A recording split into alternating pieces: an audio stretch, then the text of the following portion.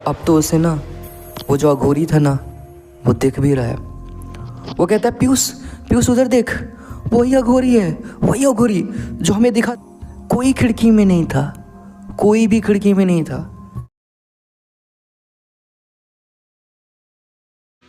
Hello दोस्तों, मैं आपका होस्ट और दोस्त रजत भारद्वाज स्वागत करता हूं आपका एक और नए वीडियो में। दोस्तों, आपने अघोरी ये शब्द ज़रूर सुना होगा और जैसे ये बात मैंने कही ना, आपके दिमाग में एक बहुत भयानक सा चेहरा आ गया होगा। हाँ, अघोरी जो भस्म लगाते हैं, शमशान में रहते हैं और काले कपड़े पहनते हैं। कहा जाता है कि अघोरी मुर्दा मांस खाते हैं, मतलब इंसानों का मांस खाते हैं। अघोरियों से जो आम लोग हैं ना बहुत डरते हैं। अगर आपने कभी अघोरी को देखा भी होगा ना तो आप बहुत डर गए होंगे। ऐसे तो आप नॉर्मल साधुओं को देखते हैं तो कुछ नहीं भाई, डर नहीं लगता, लेकिन जैसे अघोरी को देखते हैं ना एक डर का माहौल बन जाता है। कहा जाता है कि अघोरियों से मजाक नहीं करना चाहिए। अगर अघोरी कुछ मांगे तो उसे दे देना चाहिए, क्योंकि अघोरियों को अगर गुस्सा आ जाए ना और अगर वो कुछ बोल दे तो उसे होने से कोई नहीं रोक सकता। आज एक ऐसी स्टोरी मैं आपके बीच लेके आया हूँ जहाँ एक अघोरी गुस्सा हो जाता है और उसकी सज़ा जो मिलती है ना बहुत ही डरावनी है। तो स्टोरी क्या है ये जानने के लिए आपको वीडियो के एंड तक बने रहना होगा। तो पहले दोस्तों चैनल का इंट्रो, फिर आते हैं कहानी पर। बने रहिएगा, बहुत मज़ा आने वाला है।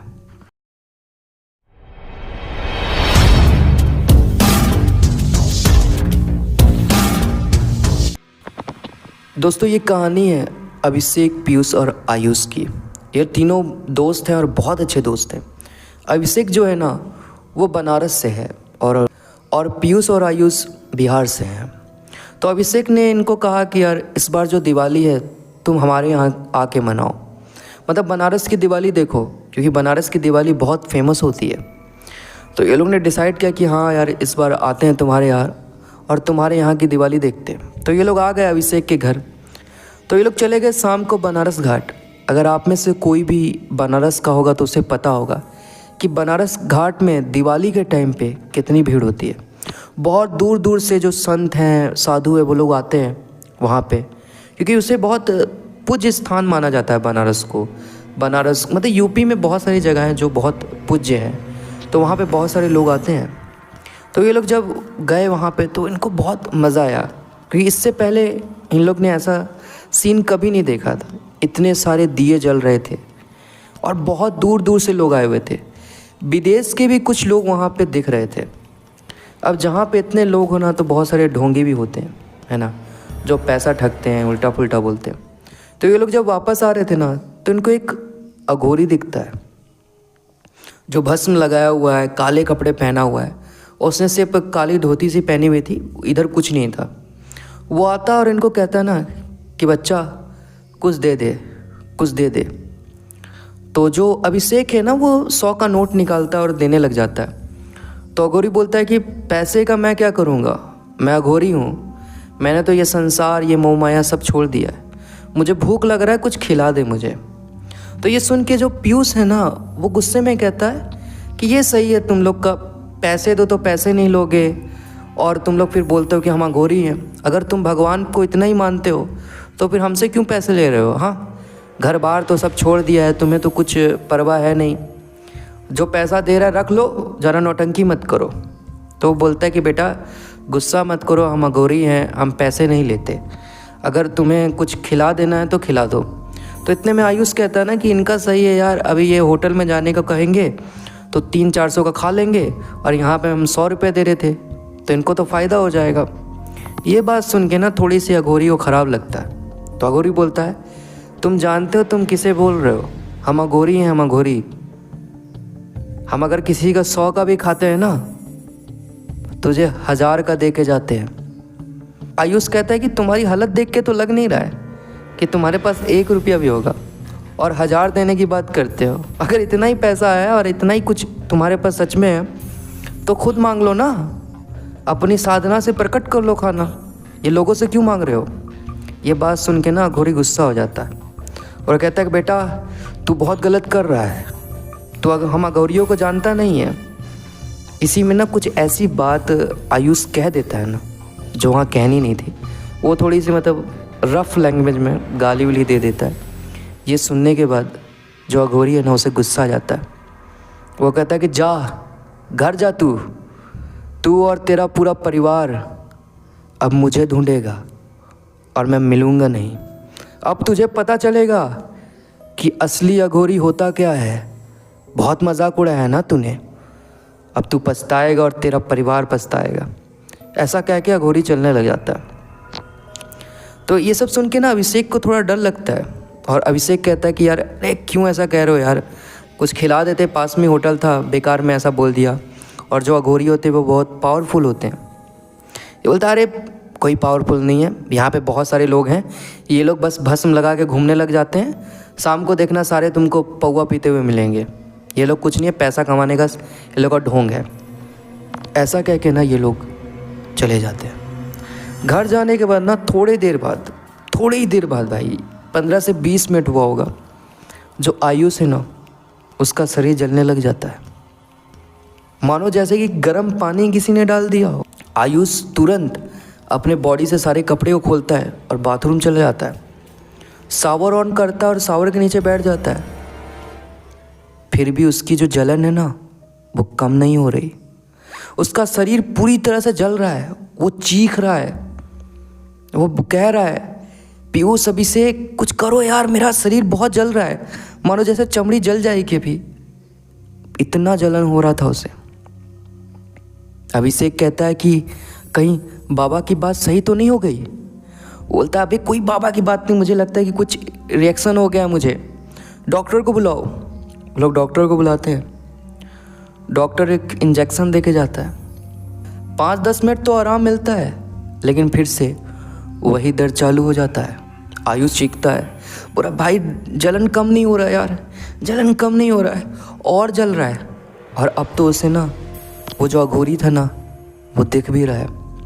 वो कहता है पीयूष उधर देख, वही अघोरी है, वही अघोरी जो हमें दिखा था। कहाँ है भाई, कहाँ है? देख खिड़की में देख, मुझे देख रहा है वो और हंस रहा है। कोई खिड़की में नहीं था, कोई भी खिड़की में नहीं था।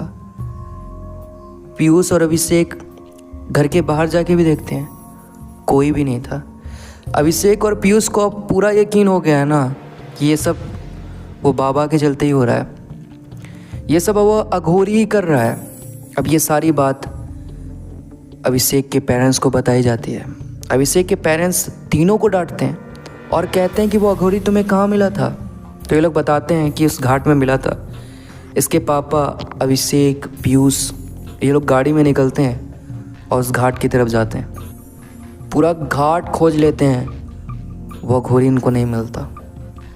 इनके पापा फ़ोन्स करते हैं अपने कॉन्टेक्ट्स के लोगों को, सबको बताते हैं। अब इनकी गाड़ी घूम रही है, ढूंढ रहे हैं ये लोग। और इधर जो आयुष है ना उसकी हालत ख़राब हो रही है। वो कह रहा है कि मुझे तो हर तरफ वही अघोरी दिख रहा है और उसका जो शरीर है वो जले जा रहा है, मानो जैसे कि किसी ने गर्म पानी डाल दिया हो। और इतना जलन है ना कि सहा भी नहीं जा रहा है। अब तो कोई दवाई भी काम नहीं कर रही है, डॉक्टर का इंजेक्शन भी काम नहीं कर रहा है। इधर पीयूष, अभिषेक और उसके पापा और कुछ लोग अघोरी को ढूंढ रहे हैं। उस अघोरी का कोई भी नामो निशान नहीं। वो ढूंढ रहे हैं कोई भी अघोरी मिल जाए, कोई भी अघोरी मिल जाए। क्योंकि दोस्तों अगर अघोरी ने कुछ कर दिया है ना तो उसका काट सिर्फ अघोरी है और कोई भी नहीं कर सकता। दुनिया में कोई ताकत नहीं है जो आपको अघोरी की काट से बचा ले। इतने पावरफुल होते हैं अघोरी। इधर आयुष की हालत और ख़राब होती जा रही है, और ख़राब होती जा रही है। जो अभिषेक की माँ है ना वो कहते हैं कि अब कुछ नहीं होगा, हमें मंदिर जाना चाहिए। मंदिर में जाके भोलेनाथ से हम माफ़ी मांगेंगे, प्रार्थना करेंगे, भोलेनाथ ही कुछ करेंगे। क्योंकि जो अघोरी होते हैं वो भोलेनाथ की पूजा करते हैं, भोलेनाथ को ही अपना गुरु मानते हैं। तो जो अभिषेक की माँ है वो पास के भोलेनाथ के मंदिर जाती है, वहाँ पे प्रार्थना करती है, वो माफ़ी मांगती है आयुष के बदले। तभी ना एक अघोरी प्रकट होता है और उनका कहता है, माता क्यों रो रही हो, कोई समस्या है क्या? अभिषेक की माँ बोलती है, क्या बताऊँ बाबा, हमारे बच्चों ने कुछ गलती कर दी जिसकी सज़ा उनको भुगतनी पड़ रही है।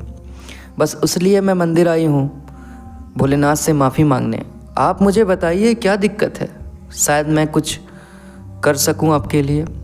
तो सारी बात जो है ना वो उन बाबा को बताई जाती है।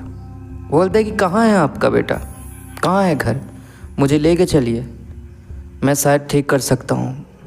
तो जो अभिषेक की माँ है ना उस अघोरी को अपने साथ लेके आती है, और जैसे उस अघोरी को आयुष देखता है ना उसके होश उड़ जाते हैं, क्योंकि जिस अघोरी को अभिषेक की माँ लेके आई थी ना वो वही अघोरी था जिससे कुछ देर पहले आयुष, अभिषेक और पीयूष की बहस हुई थी।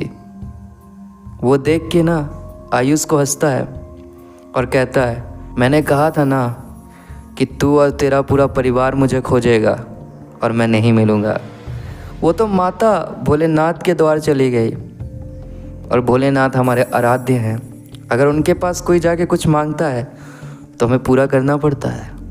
ये सब सुन के ना अभिषेक की माँ अघोरी के पैर पकड़ लेती है, बोलती कि बाबा इन बच्चों से गलती हो गई, इनकी तरफ से मैं माफ़ी मांगती हूँ, आप बस इस बच्चे को ठीक कर दीजिए, बेचारा बहुत तड़फ रहा है। अघोरी अभिषेक की माँ को उठाते हैं और कहते हैं कि माता आप हमारे पैर मत छूइए, मैं तो इस बच्चे को बताना चाह रहा था कि हर भस्म लगाने वाला और काला कपड़े पहनने वाला अघोरी नहीं होता, और अघोरियों के साथ कभी इस तरह का बर्ताव नहीं किया जाता। आप चिंता मत करिए, मैं इसे अभी ठीक करता हूँ। ये कहने के बाद ना अघोरी अपने पोटली से राख निकालते हैं और कहते हैं अभिषेक की माँ को कि इसे बच्चे के पूरे शरीर में लगा दीजिए और उसे कहिए कि जाके नहा ले, सारा जितना भी जलन हो रहा है ना सब खत्म हो जाएगा। भस्म लगाने के बाद जैसे आयुष नहाता है ना उसका जितना दर्द था ना, जितना जलन हो रहा था सब ठीक हो जाता है, एकदम ठीक हो जाता है। इधर अभिषेक की माँ उस अघोरी को ढूंढती है, वो अघोरी है ही नहीं, वो उस घर से गायब हो गए, मानो कि वो बस आयुष को ठीक करने के लिए आए थे। वो लोग घर के बाहर जाके भी देखते हैं कोई नहीं था। उसी टाइम अभिषेक की माँ हाथ जोड़ती है और भोलेनाथ को शुक्रिया अदा करती है और कहते कि धन्यवाद जो आपने उन साधु को हमारे पास भेज दिया, वरना हमारे बच्चे के साथ क्या होता। और इन्हें बहुत डांटते हैं कि कभी किसी अघोरी के साथ मजाक मत करना। और दोस्तों आप लोग भी कभी किसी अघोरी को कुछ मत बोलना, क्योंकि अघोरी जो होते हैं ना वो बहुत जल्दी गुस्सा कर जाते हैं, और अगर वो कुछ कह देते हैं ना वो होकर ही रहता है। तो बताएं दोस्तों स्टोरी कैसी लगी, अगर अच्छी लगी तो लाइक करें, चैनल पे नया तो सब्सक्राइब करें और इस स्टोरी को अपने दोस्तों तक शेयर करें। फिर मिलते हैं दोस्तों ऐसी नई स्टोरी के साथ, अभी के लिए बस इतना ही दोस्तों।